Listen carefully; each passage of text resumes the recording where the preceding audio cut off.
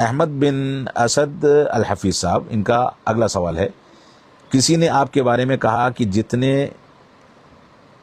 بھی عمری ہیں ان سب کے سب کو بلا کر استثناء آپ غیر سلفی سمجھتے ہیں۔ کسی نے آپ کے بارے میں کہا کہ جتنے بھی عمری ہیں ان سب کے سب کو بلا استثناء آپ غیر سلفی سمجھتے ہیں، کیا یہ صحیح ہے؟ یہ اتہام ہے۔ جامعہ دارالسلام عمر آباد ہمارے بزرگوں کا سرمایہ ہے، ہمارے بزرگوں نے اس کو قائم کیا تھا، جماعت اہل حدیث کے بڑے علماء اس سے منسلک رہے، خود میرے والد گرامی رحمۃ اللہ علیہ نے اس کی تعمیر، تاسیس، اس کی جو نئی جدید تعمیر ہے اس میں بڑے تعاون اور بڑے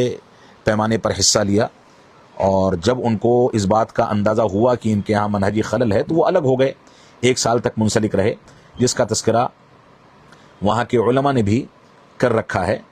تو یہ کہنا میرے اوپر اتہام ہے کہ بلا استثناء میں سارے عمریوں کو غیر سلفی کہتا ہوں۔ بہت سے ہمارے عمری احباب ہیں جو منہج کو سمجھتے ہیں، سلفی ہیں، ان کے اندر سلفی غیرت ہے، لیکن مسئلہ جو ہے وہ جامعہ دارالسلام کی انتظامی ڈھانچے کا ہے، موجودہ انتظامیہ کا ہے، کہ وہاں پر اخوانیوں اور جماعت اسلامی کے حاوی ہونے کے واقعات آئے دن دیکھنے کو مل رہے ہیں۔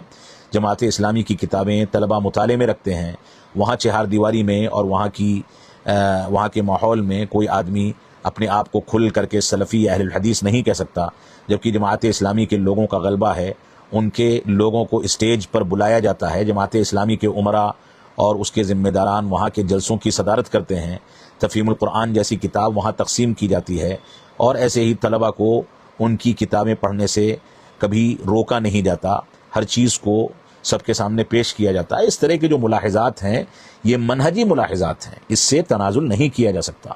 جو ان چیزوں سے متاثر ہے تو جس حد تک متاثر ہے اس حد تک وہ سلفیت سے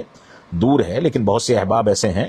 جو اللہ رب العالمین کے فضل و کرم سے منہج سلف کو سمجھتے ہیں، اللہ رب العالمین نے ان کو غیرت عطا فرما رکھی ہے۔